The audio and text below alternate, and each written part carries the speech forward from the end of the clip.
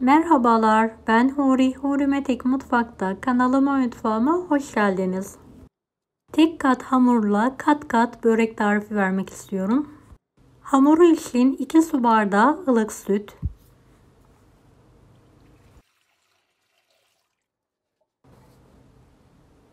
yarım su bardağı yoğurt, 2 tatlı kaşığı toz şeker, 1 yemek kaşığı kuru maya, 5 su bardağı un kullandım. Azar azar ekleyelim. 2 yemek kaşığı sıvı yağ,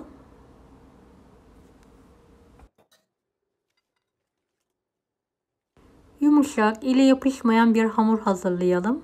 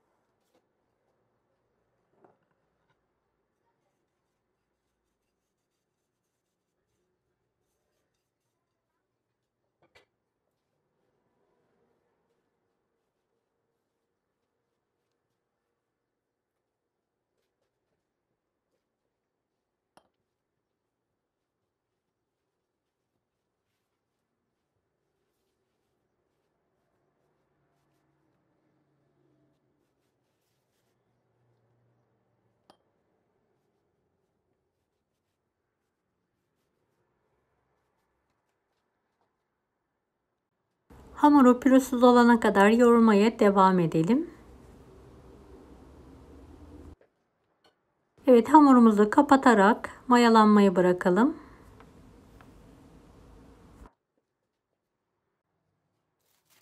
Hamurum gördüğünüz gibi çok güzel bir şekilde mayalandı. Tekrardan yoğurarak havasını alıyorum.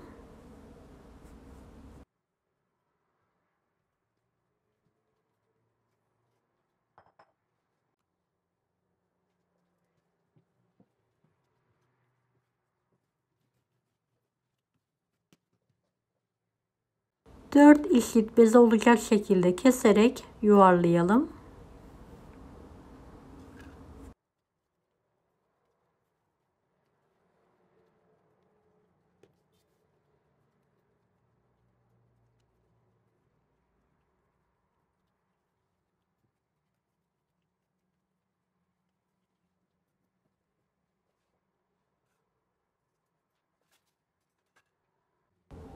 Hamurları orta incelikte olacak şekilde videodaki gibi açalım.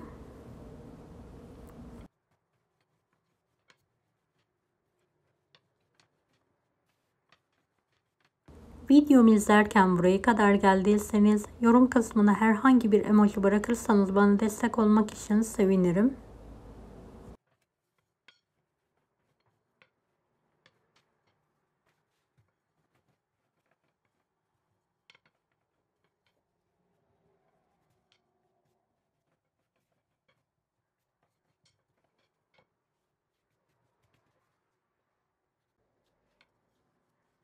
Evet, son bezemi de aynı şekilde açmaya devam ediyorum.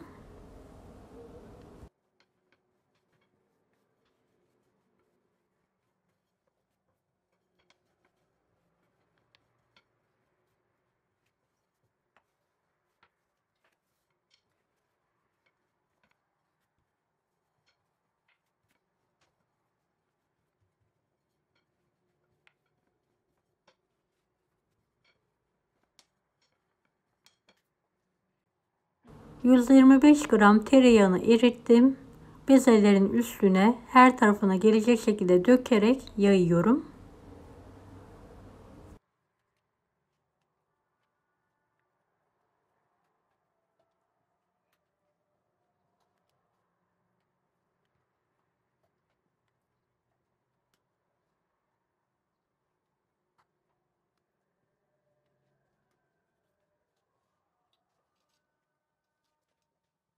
Evet, bezeleri videodaki gibi keselim.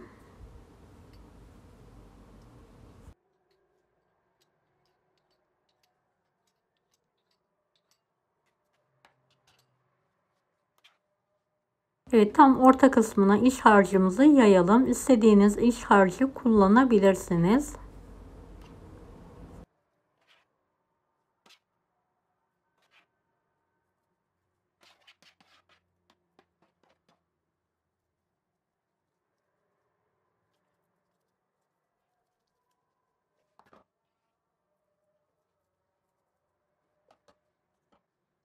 Kenarlardan katlayalım.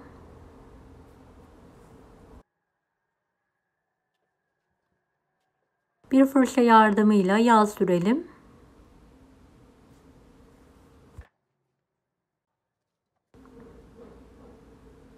Evet, tekrardan katlayalım. Her katladığımız kata yağ sürmeyi unutmayalım.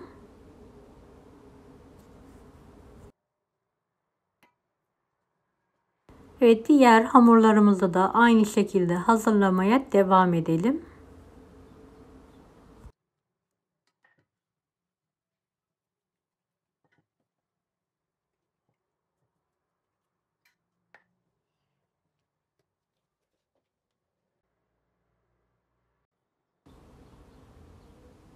Evet, tek kat hamurdan kat kat muhteşem bir börek oluyor. Bu yöntemle sizler de kısa sürede hazırlayabilirsiniz.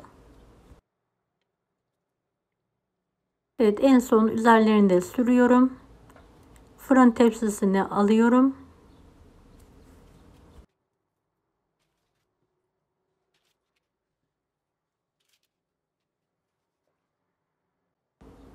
Bir miktar daha üzerlerine yağ sürdükten sonra buzdolabında 15-20 dakika yağları donana kadar dinlenmeye bırakıyorum.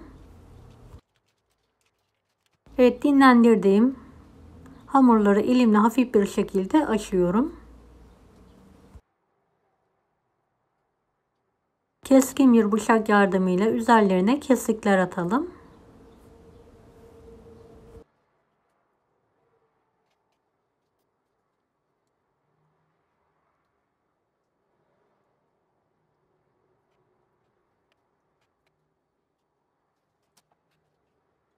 Bir adet yumurta sarısı, bir miktar süt ve sıvı yağı çırparak her tarafına gelecek şekilde sürelim.